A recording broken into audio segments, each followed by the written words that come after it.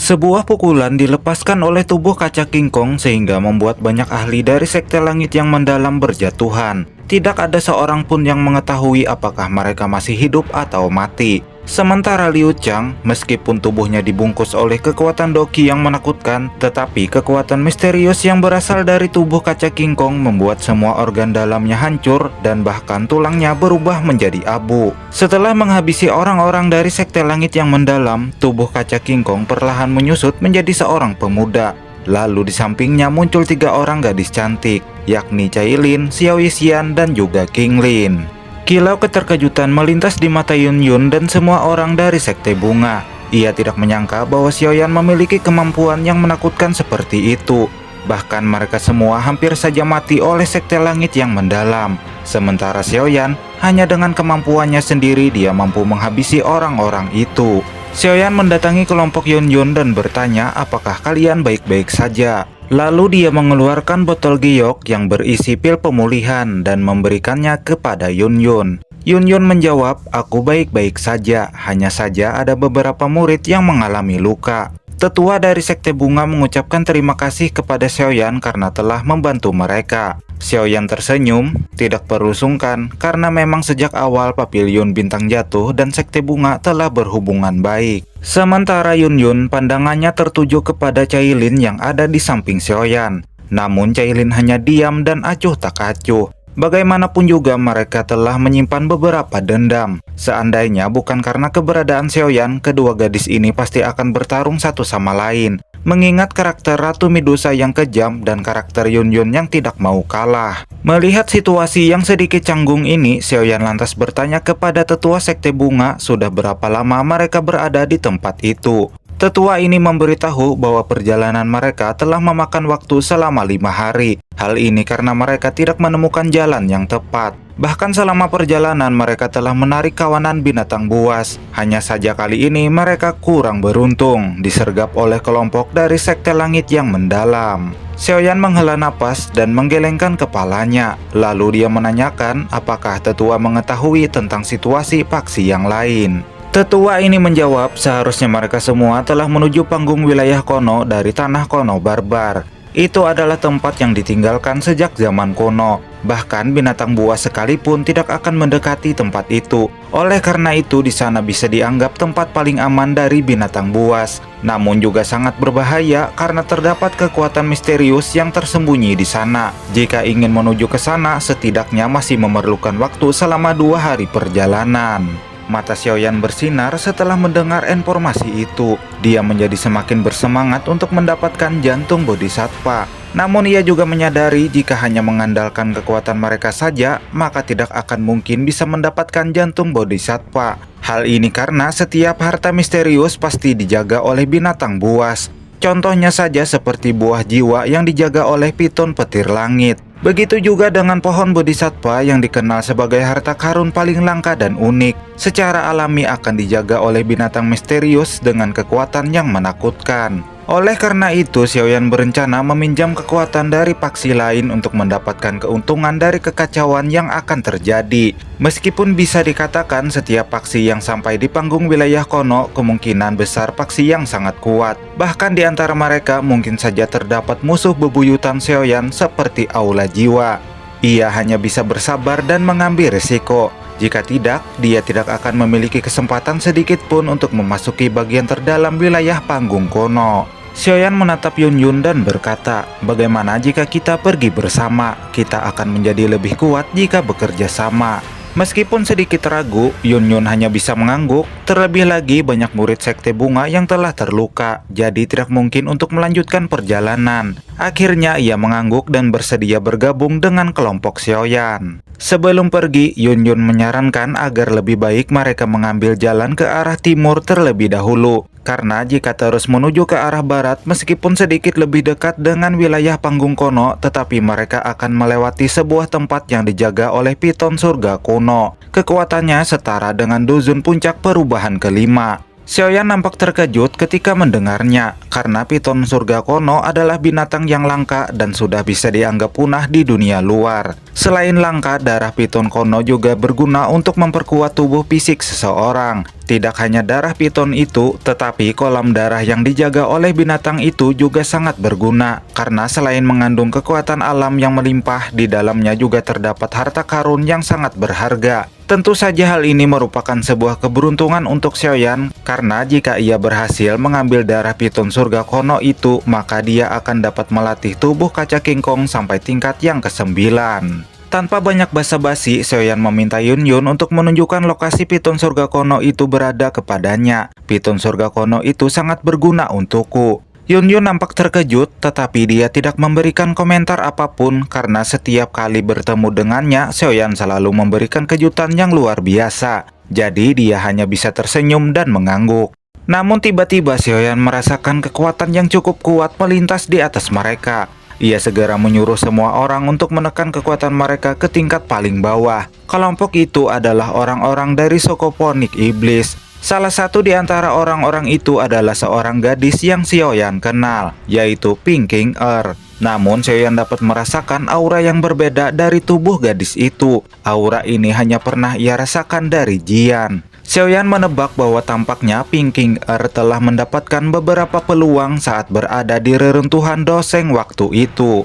Ia mengepalkan tangannya dan berniat untuk secepatnya menemukan piton surga kono agar bisa meningkatkan teknik tubuh kaca King Kong miliknya. Dengan begitu, dia akan memiliki teknik andalan untuk melawan musuh-musuhnya yang merepotkan tersebut. Kelompok Xiaoyan segera terbang menjadi pilar cahaya ke arah kejauhan. Sementara Yanran dan anggota sekte bunga yang lainnya akan menunggu mereka di sana sembari merawat para murid yang terluka.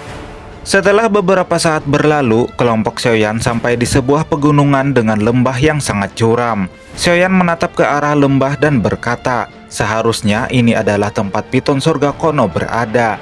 Yun Yun mengangguk dan menunjuk ke arah lembah yang tertutupi kabut hitam. Xiaoyan, di sanalah kami melihat piton surga kono sebelumnya. Xiaoyan meminta keempat gadis di sampingnya untuk menekan kekuatan mereka ke tingkat yang paling terlemah, agar keberadaan mereka tidak diketahui oleh piton surga kono. Jika mereka berhasil menemukan kolam darah piton surga kono tanpa harus melawan piton surga kono, itu jauh lebih baik. Tetapi jika ular besar itu menyadari keberadaan mereka, maka tidak ada pilihan lain selain melawannya. Kelompok Xiaoyan perlahan memasuki lembah yang tertutupi oleh kabut hitam. Ketika berada di dalam kabut, mereka dikejutkan oleh kemunculan suara ular dan getaran yang sangat kuat. Seekor ular raksasa segera muncul dari bawah lembah, meluncur dengan kecepatan yang menakutkan, menyergap dan mengelilingi kelompok Xiaoyan. Sungguh sial, ternyata piton surga kono tidak hanya merasakan keberadaan musuhnya melalui doki di dalam tubuh, tetapi juga melalui panas dan aroma tubuh, sehingga ular besar itu menyadari keberadaan mereka. Xiaoyan dan keempat ayangnya seakan terperangkap di tengah lingkaran tubuh piton surga kono yang bergerak melingkar mengelilingi mereka di antara bebatuan lembah.